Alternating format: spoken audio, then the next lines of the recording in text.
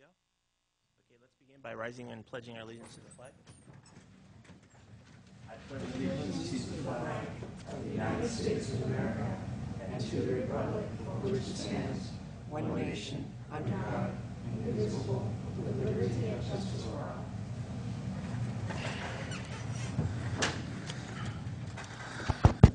Okay, Michael, do you have the roll call noted? Okay, excellent. Welcome, Richard and Lizette, to the, I was going to say welcome everyone, but there's only two people here, to the Planning Commission meeting for April 16th. As everyone knows, we do public comment at the beginning for items not on the agenda. Is there anything like that? Then public comments closed. Next is the consent agenda, which consists of the acknowledgement of public hearing notice and the acknowledgement of certificate of posting. Are there any questions from the Commission on those two items? If not, is there a motion to approve them? So moved, Mr. Chair. Second. All in favor? Aye. Aye.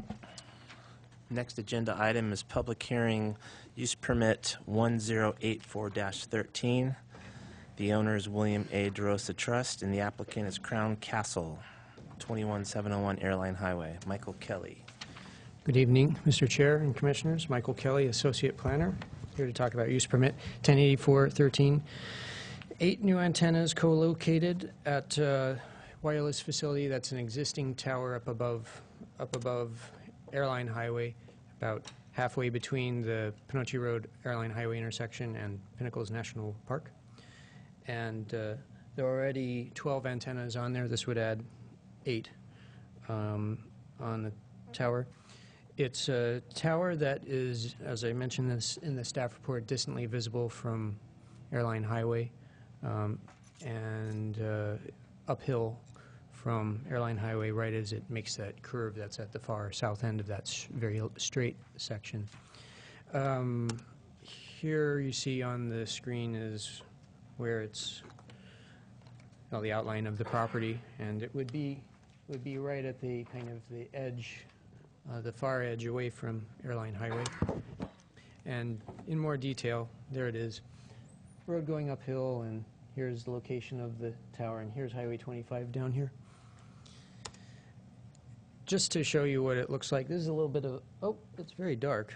I don't know, maybe Kill the lights, Michael? yeah, that might help. maybe the other switch. Well, okay. That's better. Yeah, Yeah, we right. can see that pretty well. There it is. Should have brightened that. But anyway, that's the tower as it exists today. You see that it's just one tier of antennas there, and here's the tower as it would be with a second tier down below. And another view with one tier, and here's the second tier.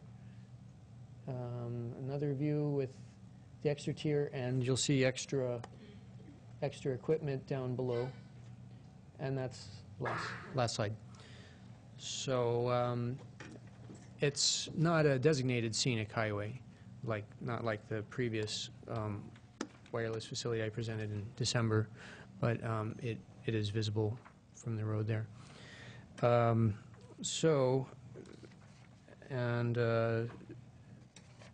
Anyway, staff recommends, as stated in the staff report, making the findings in the staff report and granting approval to the project with conditions of approval in the staff report. If you have questions, I can answer them. I have kind of a topic question. It might be on the minds of other commissioners, but does anyone else have anything? Commissioner Pierce? Well, just in a matter of consistency, the last tower we were talking about trying to have it blend in not quite be such a view shed issue. Has anyone talked or asked to them about that? Is your microphone on? Sure it is. Can you hear me? Okay, now I can hear you. And specifically, do you mean Thank you. like a tree tower type? Yeah, like a tree tower or something. I mean, a tree tower seemed to be the norm, but I mean, anything that would sort of help it blend into the area a little better. Yeah. That was, Michael, that was going to be my comment or question as well, so you can kill two birds with one stone. And if I could just add on to that, Commissioner Pierce's question, I see that this is on the way to Pinnacles National Park, so presumably we'll have a lot of Bay Area people coming through there. We want it to look nice. Is there an opportunity right now to even though it hasn't been a tree tower in the past, to make it a tree tower going forward? Only by perhaps the same means as in the way it was done in December, which would have involved sort of a private, I guess, negotiation with the with this party, Crown Castle, and with the tower's owner. Well, I would say, and that site was a little bit different. Since we have in our county general plan and zoning that Highway 129, where that one was located, was a designated scenic highway. This one is not officially designated, but as you say, it is on the way between populated areas and Pinnacles National Park.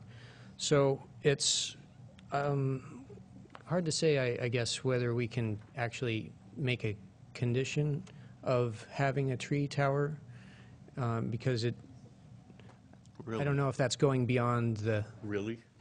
Excuse me, right there, okay? Yeah, the way I look at it, this commission can pretty much do whatever we want to do. The fact that this is a scenic or non-scenic highway, I don't think makes any difference whatsoever. What I see is if we have a tower that's so far away that the view shed doesn't make much difference. Other than that, I think the consistency of the commission so far has been, hey, we're going for tree towers or something that is going to soften the overall manufactured effect of an ag area or a scenic view shed, whether it's on golden poppy highways or not, you know. And I think maybe because we do have this to make it clearer and easier on staff so they get this in, that we should maybe change the ordinance or put something in effect that says, this is what we're looking for. I mean, if there's an impact of view shed, we need to have this. Well, and I think the county council and Byron, I think the ordinance does provide that level of discretion with the commission currently, doesn't it? If the commission was wanting to add that as a condition of approval, I would suggest that we continue it to the next meeting and provide like a brief to the commission about the authority to do that. They've taken the position that the county's obligated to grant this request under federal law. And so we'd have to look carefully at our abilities to condition it because they're arguing that it's on the existing tower, it's co-location on the existing tower. And so we'd have to have, I believe, substantial evidence to support the changes, but we could set that out in a letter. And instead of having the commission do the condition and then have it appeal it if they disagree, I would just suggest setting it over to the next meeting. Well, yeah, and err on the side of caution, but I mean, it does change the view shed. You can see the additional antennas. I think we have a good argument. And I think we need to set, basically, we're trying to set a precedence that this is something that we want to see everywhere.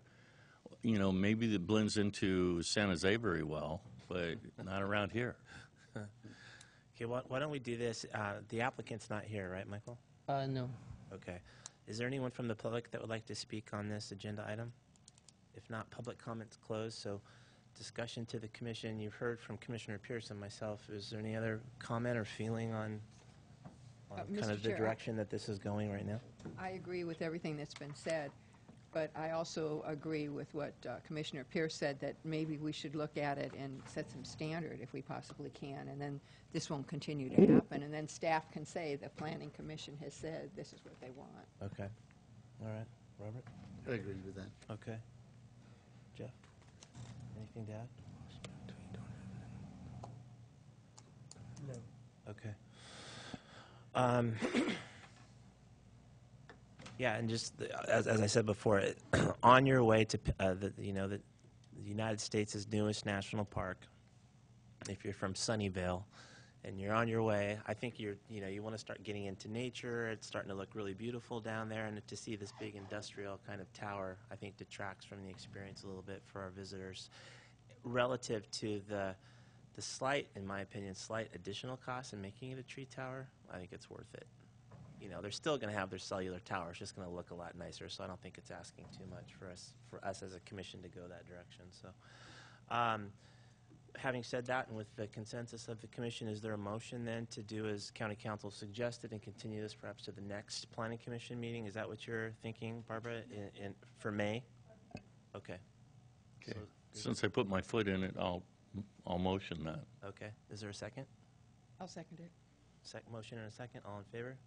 Aye. I believe that date is May 14th at 6 p.m. May 14th, 6 p.m. Motion and a second, passed unanimously. All right, thank you. Thank you, Michael. All right, next agenda item is number 4, use permit 106-12. Owner is Tim Kiala. Applicant is, well, it says Joe Torquato, Kiala Farms. And I guess Michael Krause's the planner on that. Before we jump into that, I need to make a disclosure. I've spoken with County Council. Joe Torquato, I think, is going to be presenting on behalf of Kiala Farms. Some of you know, Joe Torquato happens to be a friend of mine. He also was with Earthbound Farm, who I do work for as a lawyer. I, in the interest of full disclosure, do not do any work for Kiala Farms, have never done any work for Kiala Farms, so I don't think that I have any kind of a conflict, but I thought it would be prudent at least to disclose that, okay? Well, since we're disclosing that, yeah, Joe's a personal friend of mine, too. Okay. Yeah, I don't think we could hear very much if being friends with somebody was the criteria for disqualifying. It's a pretty small county, you know, a lot of people, but, you know, I didn't want anyone to raise an eyebrow. I guess that's and say, okay, though, huh? Okay, so having said that, Michael, are you ready? Sure. All right. Good evening, Mr. Chair and Commissioners. Michael Krause, Associate Planner, presenting use permit 1062-12. The applicant proposes to build an agricultural processing facility on approximately 14.75 acres of a 24.032 acre parcel. The project site is located directly north of the city of Hollister, approximately 2,500 feet from the intersection of Shore and Fairview Roads. Give you an idea. Oh, Michael, could you both switches? Thanks. Shore and Fairview, project location. This is Tanner Morrell and Anthel, and the Felice property. Construction would occur in 3 phases, which is outlined in the staff report, with a total build equaling approximately 192,720 square feet. An initial study was prepared and circulated for the proposed project. The circulation period was from March 14th to April 14th of this year. Comments were received during this circulation period and are addressed within the staff report. There was a comment that was received outside of the circulation period, and that is included in a memo that I provided to the Commission. Should the Planning Commission wish to approve the proposed project, the following actions must be taken. Adopt the mitigated negative declaration, mitigation monitoring and reporting program, and findings set forth in the staff report related thereto. And approve use permit 1062-12 with the findings set forth in the staff report related thereto and subject to the conditions of approval contained in the staff report. And staff is available for any questions. Thank you, Michael. Any questions for staff from the Commission at this point? And thank you, Joe, for the last-minute meet, but I did meet with Joe out at the site to have him sort of outline it and explain it to me. Okay. Okay, good. Okay, if there's no other questions for staff right now, Joe, are you going to be presenting on behalf of Kiala? Yes. Okay, anything you'd like to add right now? Was there anything you would like to add to the staff report? Okay, go ahead.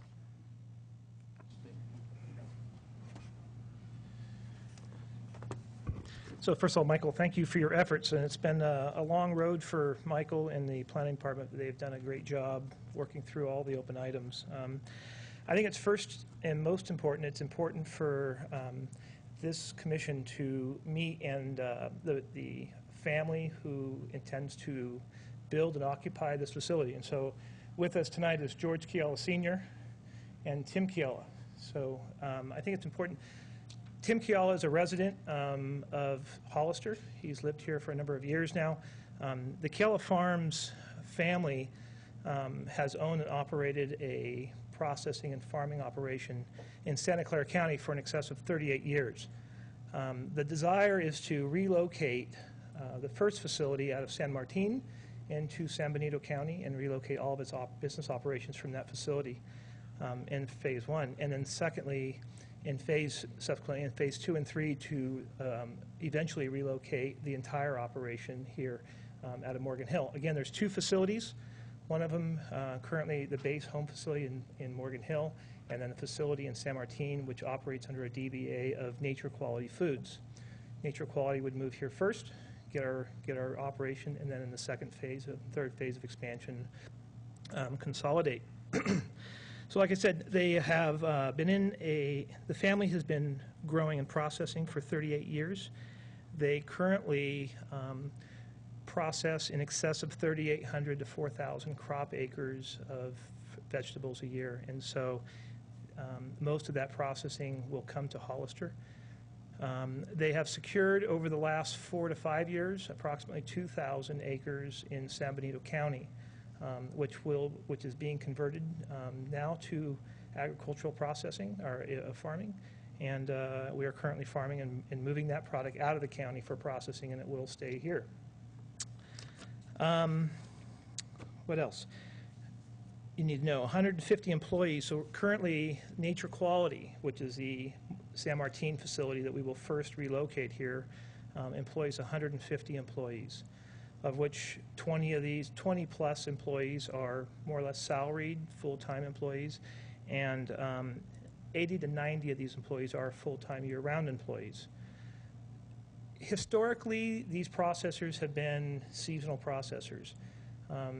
The model that the George Kell Farms has adopted has allowed them to be a year-round processor to about 60 to 80% year-round, and then certainly there is an upswing when local crops are coming off.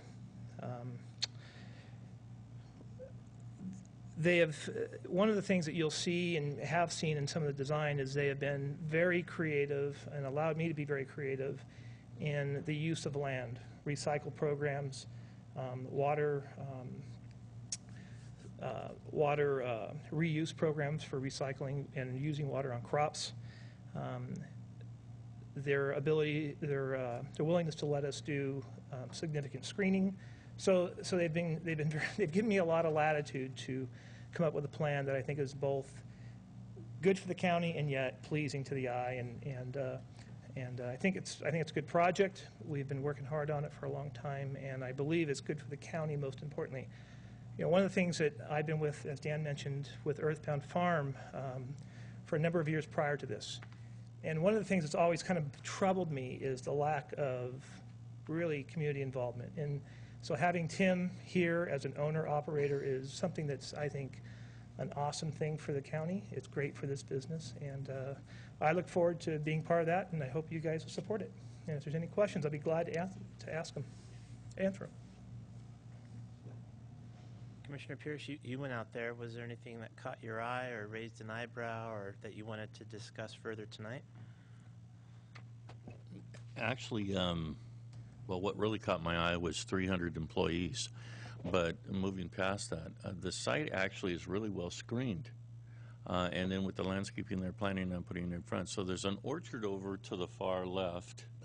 Yeah, right here. Yeah, and then down along the roadway to the project on the right, there's a line of trees. So as you come up to the property, you really don't get much vision of the property until you're right on top of it, and then you're past it. So, and then with the landscaping they're going to put in there, even with something that might look a little more manufacturing style, I think it's well buffered, and I think it's a good project. One of the I think things Joe did a good job.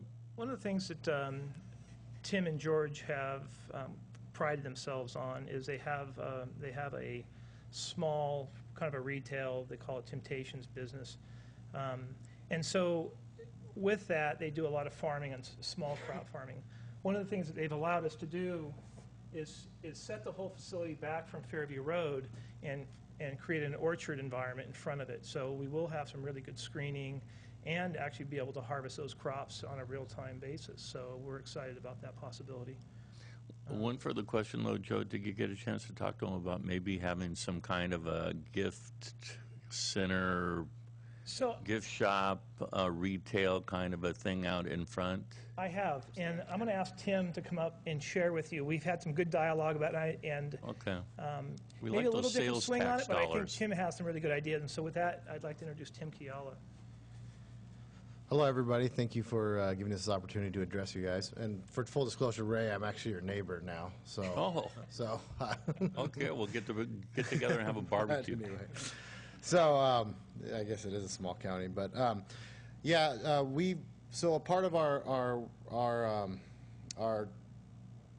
desire or our attractiveness to our customers is the fact that we are in California.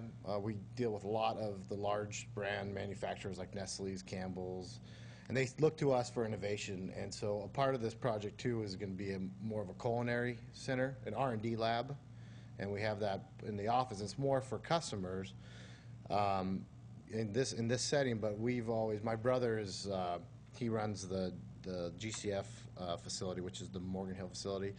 We work with a lot of corporate chefs, and that's kind of his passion. We develop sauces and for chain restaurants, and so one of our dreams too is to have kind of a culinary center, and we tied to the plant where we can bring in these large clients to let them test out stuff, and we could use real applications and kind of make it a fun place. And to dream big, we thought this would be a great thing to tie in the culinary center right to the ground and have kind of a destination place where you could even host meetings outside of the company, not just. But we wouldn't, for this site particularly, we thought this would be, because it's in a very industrial setting behind it, that I don't know if that would be the right place, but we did think about that in the future, making it, because we try to set ourselves apart from our competitors by saying we're not just a food processor, we're actually a culinary ingredient company,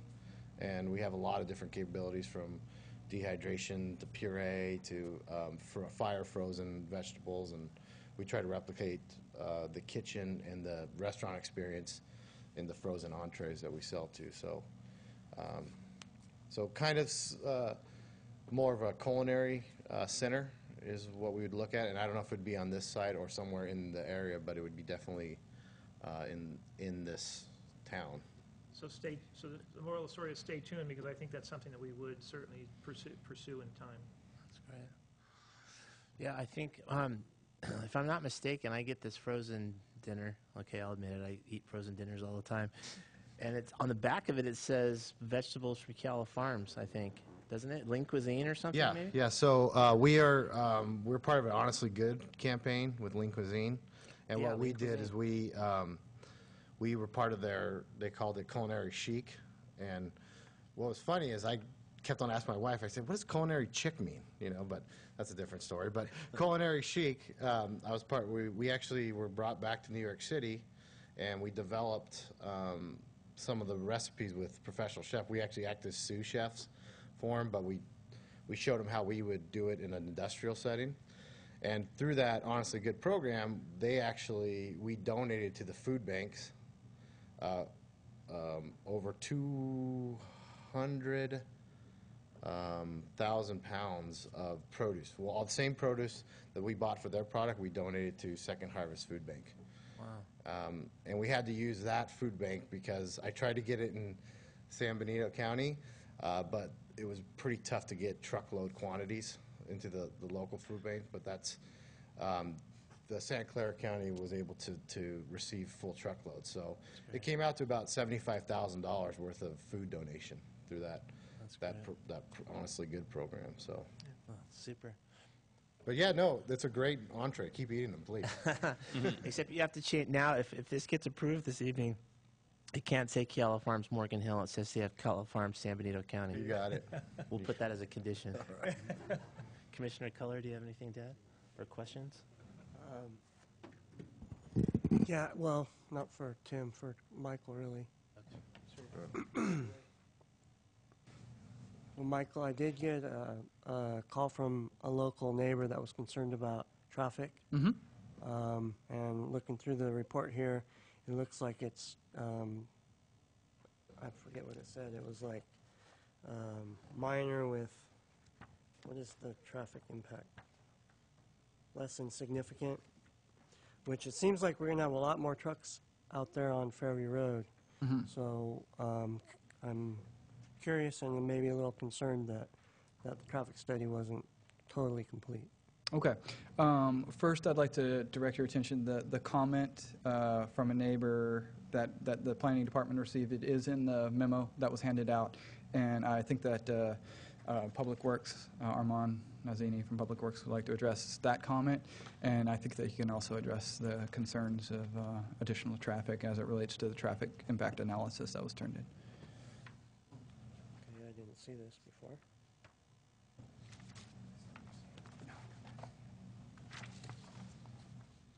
Good evening, Planning Commissioners. Armand Nazemi, Public Works. I would like to address your comments regarding truck traffic. What the truck actually generation on the truck traffic is like 30 trucks per day, basically 20 coming in and actually 10 going out. And what they're proposing as far as the improvements on Fairview Road, putting left turn pockets on 2 driveways, as well as putting right turn pockets in the attachment A, that will suffice to offset their impact from on Fairview Road. So we're pretty happy with the plan that they have shown to us. So I think that would mitigate their impacts that they're going to have. They're going to have, what, 3 shifts of employees, so dividing the number of employees by 3 and just having an AM and PM peak hour would be reduced as much. So, but what they have proposed down here, it's adequate.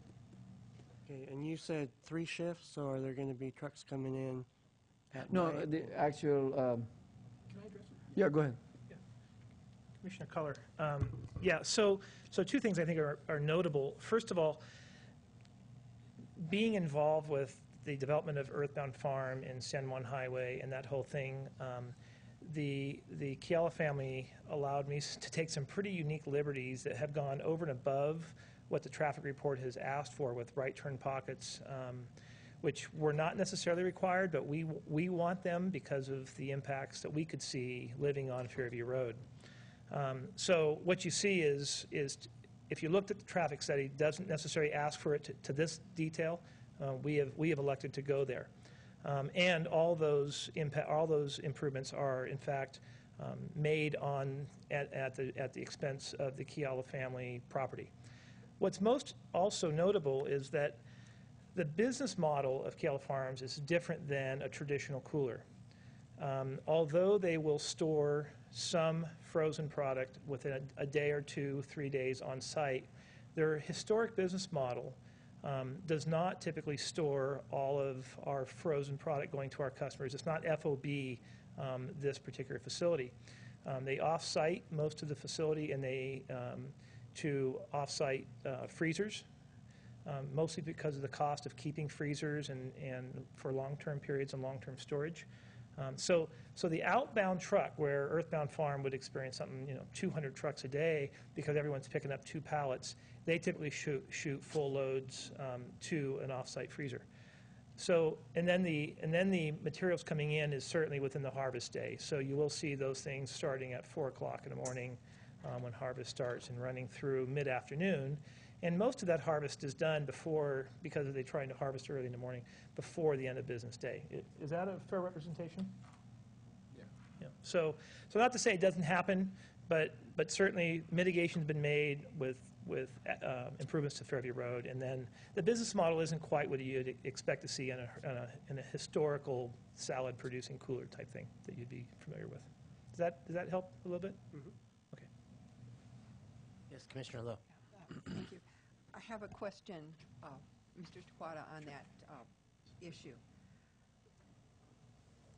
4 o'clock in the morning. Now, will you be receiving trucks 24 hours then? My concern. Let me give you my concern. Sure. So, my concern is that maybe the plant will be locked up and there'll be trucks basically in the turning lane waiting for the truck to open. Will that happen? So this particular site, can we go back? Sure. Michael? You want aerial, or you just want the site I plan? think the site plan. Oops. So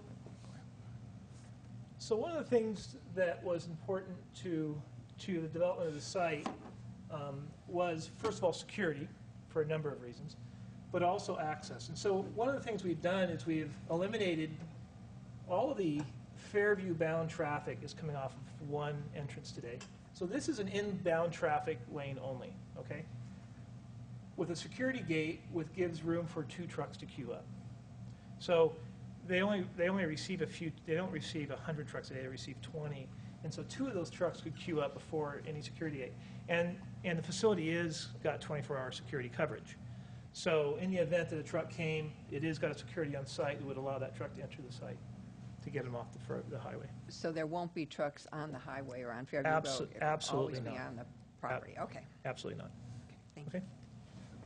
I mean, to that point too, the difference between a fresh operation and then a process, it's not as, like you mentioned, the 200 trucks a day, getting the cooler clean. That's all of our outgoing. We take appointments on our outgoing trucks, and they're, like you said, they're full truckloads, and so our normal shipping hours are from 8 to 5, just because there's so much that, since they're going to food manufacturers, so much has to be done. We don't willingly load when our trained guys are loaded. So the field trucks would, and typically we receive most of them from, they start harvesting at 4, and we start bringing them in 6 or 7, and it's kind of a time. We just in time kind of inventory. So.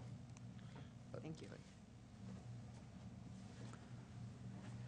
Let's see, I have a few more questions. Should I just go ahead? Sure. Okay. You bet. On the parking lot, I talked to Michael about this yesterday. There shows 134 people in a shift, and that includes office workers. Is that correct, or is that basically? That's correct. Yeah, it's inclusive, right? Okay, so then the parking spaces should be fine.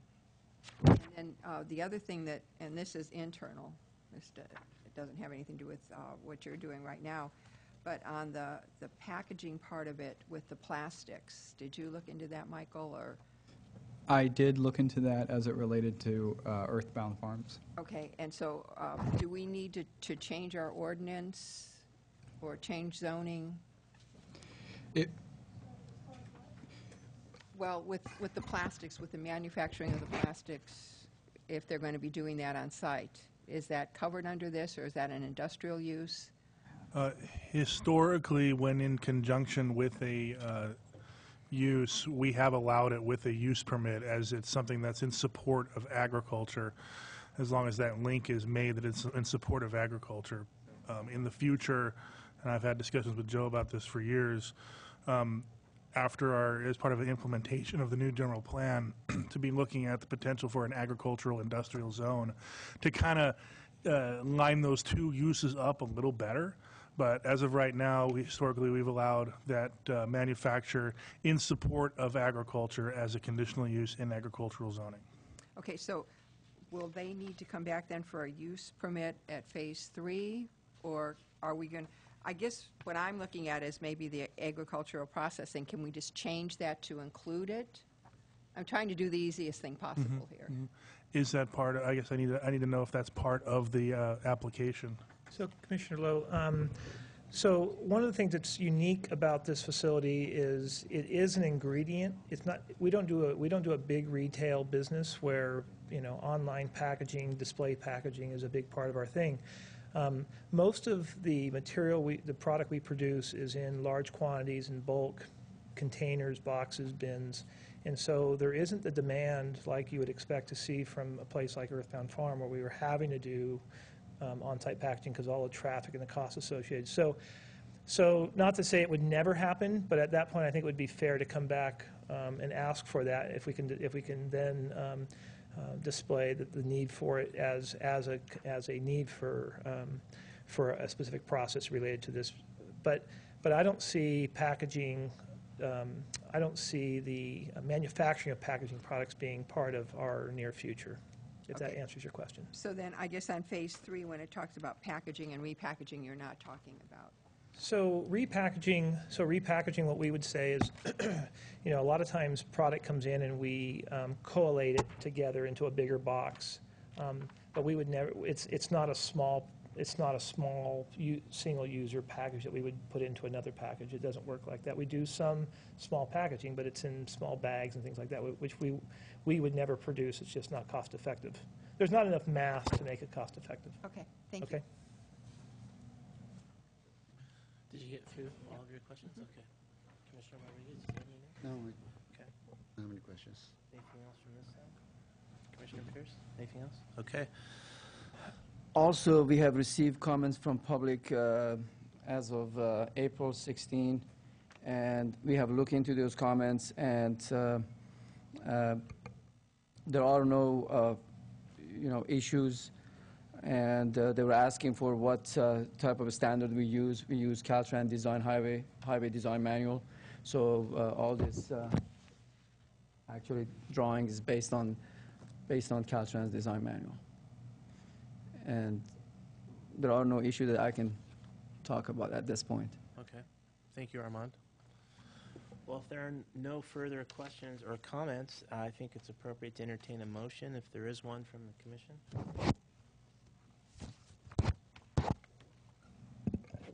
Okay, I'd like the motion that we adopt the mitigated negative declaration and the findings set forth in the staff report. Wait, was there additional public comment on this one? Oh, no. Okay. Oh, you do have a speaker card? Oh, I'm sorry, Michael. Did I even open public comment? We just got right into the applicant and Joe. And so Okay, I'll withdraw my motion. sorry. Or table it for the time being. Who's your speaker card, Michael? Oh.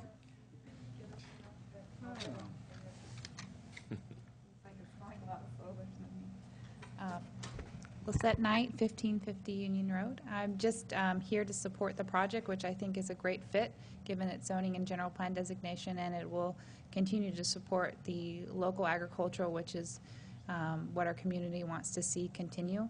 And it's a unique use, which I think will only provide future benefits for our community.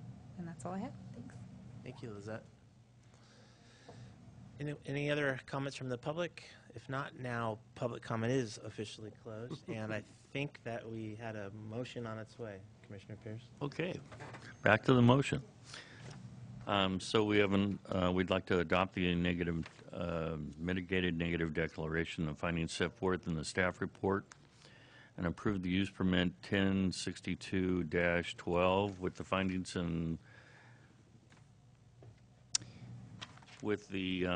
set forth in the staff reports related to and subject to the conditions of approval of contained staff report.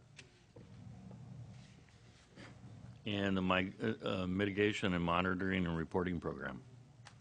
Okay, let's start that over, just to be sure. Okay. Adopt the mitigated negative declaration, the mitigation monitoring and reporting program, and findings set forth in the staff. Also approval of the use permit 1062-12 with the findings set forth in the staff report related to and subject to the conditions of approval contained in the staff report. Phew. Do I have a second? Is there a second to Commissioner Pierce's Second. motion? All right. Seconded by Commissioner Rodriguez. All in favor? Aye. All opposed? Thanks. Good luck with your project. Thank you all for being here tonight. Tim and your father, it was good. Good luck with the project. Thank you. Okay, that's the last agenda item. Are there any discussion items from the commission? Yes. The representative from the applicant for the agenda item, the first agenda item, I'm sorry? regarding the the tower, Uh-huh. he just showed up in the audience now, and he wanted to know whether he could address the planning commission just briefly. I don't know whether you could consider it under public comment or under discussion. I've told him that the item was already continued to the next meeting, but he didn't know whether he has the opportunity to address the planning commission tonight.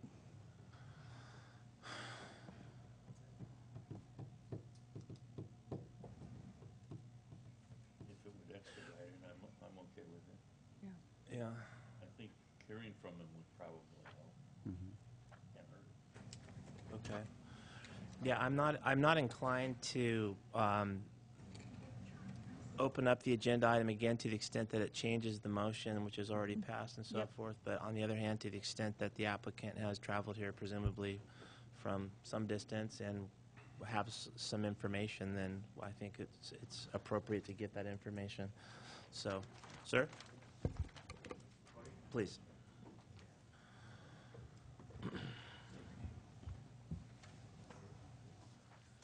Hello, my name is Gary Gotchberg. I work for Crown Castle. We're the owner of the facility, and I'm here representing AT&T on the application. First and foremost, my sincere apologies for not showing up on time. My MapQuest took me to Merced County offices in Los Banos, and I recalculated it 3 times, and it kept sending me there, and it said Hollister, so I have no idea why it kept turning me around. So I really am, sorry for not making it here on time. In talking to Byron, he had mentioned to me briefly that when you continued the hearing, that there was some discussion about stealthing the tree, and I would just like, since I came from Petaluma, California, which is quite a distance, I would like to try to at least address that. If we could just address that one issue and see. I think that's the only issue right now. Yeah. And just to, I don't mean to interrupt or preempt your comment, but it's the consensus of this Planning Commission, not only as regards this item, but all the others that we've heard. We hear applications for cellular towers on a frequent basis, as you might imagine. And I think it's safe to say that we're leaning towards tree towers and stealth designs when possible and when there's an opportunity to do that. And the other thing that was mentioned in particular with this item is that its proximity to a route to the national park, the Pinnacles National Park, and our desire to have that be in keeping with a visitor experience, the stealth nature of that. So that's where we're coming from. That's why we continued it to next month to hear more about that. But if you wanted to comment on that issue, otherwise I don't think anyone has any problem with the increase in size. Yeah, I guess the only thing I could say is it comes as quite a surprise to me. I mean, the facility that is where this facility is located is, I think, 3,000 feet up in the top of a hilltop where, from a visual perspective, I really didn't think that this would come into play at all. I mean, there was no indication when we put in the application, and the application was held up for a Williamson Act process that was later determined that was not even required, and the process has now been, I think, close to 5 months to get to the hearing here. My customer, AT&T, also had filed with their attorney an extension of the shot clock, a tolling agreement, which I believe is going to end today. And based on certain, federal law, as far as what we call the middle class tax relief law, 6409, these type of applications should be approved. So quite honestly, I do not think that from the standpoint of bringing that back to AT&T at this particular point, obviously this facility is a Crown facility, and we would be willing to entertain that idea, but quite honestly, I do these all the time. I'm quite surprised at the request to put a tree pole up on that vacant hilltop up there where there's really nothing else up there. I think it would kind of look more out of place than appropriate as far as just leaving it as is. So I guess the question is that at this particular point, the direction of the commission is that that's Yes. what they want? Yes. That's the direction of the commission. Okay. Okay, well, the only thing I can do at this particular point is bring it back to my company, Crown, and AT&T, and see what their response is. But I can't tell you it's not going to be a favorable one from what I understand about this facility and what we expected as far as getting this potential co-location completed. So. Well, then it's almost ironic that the way that the events of this evening have transpired the way that they have, because had you been here at the same time, you presumably would have said the same thing, which is, whoa, wait a minute, I didn't know that that was the direction that this Planning Commission liked to take. And Commissioner Lowe actually mentioned in her comments when the agenda item was called that, as I said, not just with this particular application, but in general, I think this Planning Commission would like to see more stealth applications than non-stealth. And so that in the future that will be something that's communicated to applicants such as yourself at the very beginning. As to the Williamson Act findings and all those things, obviously this is the first we've heard of that. Right. Is the commission aware of the Middle Class Tax Relief Act in Section 6409? I know that I had an associate of mine here who got an approval that It was actually stated within the approval. There was language to that effect, so it seems like that it's been vetted through. That's what I mentioned to the commission earlier, that we're going to brief the commission. We'll look into this, and if we can condition it with the stealth tower, then that's what we'll bring back to the commission next month. If it turns out that we do the analysis and we determine that it can't be conditioned based upon the facts of the circumstance, then I'll give that option to the commission as well. Right. Which is just another way of saying what I was going to say, which is that we do and will continue to rely on county council to advise us on those matters. Okay. At this particular point, since I had just mentioned that I had seen it in another approval, it would seem to me that if it was mentioned in another approval, and I actually haven't had a chance to review that approval, that there would have been an opinion by county council already. Is that not the case? No, we haven't given an opinion on that yet. Okay. I'd be more than happy to provide county council with, what I have in relation to 6409. There's also an FCC public notice that's out that basically clarifies for local jurisdictions what's an eligible facility, and I think that would be very helpful, so I'd be happy to provide that information, and I'm sure at this particular point AT&T's attorneys will probably do the same and provide your county council with everything they need. And Good. I guess the last thing I would have to say is you had mentioned if we could continue it to the next hearing. What would be the next hearing date? May 14th. Okay, so that's right around the corner. Okay. All right. We'll look forward to reading that stuff. Thank you for making it. I appreciate you guys. Now you know the way to Hollister. Yeah, I do. Thank you for making an exception and letting me speak. I really appreciate You're welcome. it. I know you came a long way. So Thanks very much. Okay, that's All right. it for the agenda. If there are no other further discussion items, is there a motion to adjourn? So moved. Second? Second. All in favor? Aye. All right. Thank you, everybody.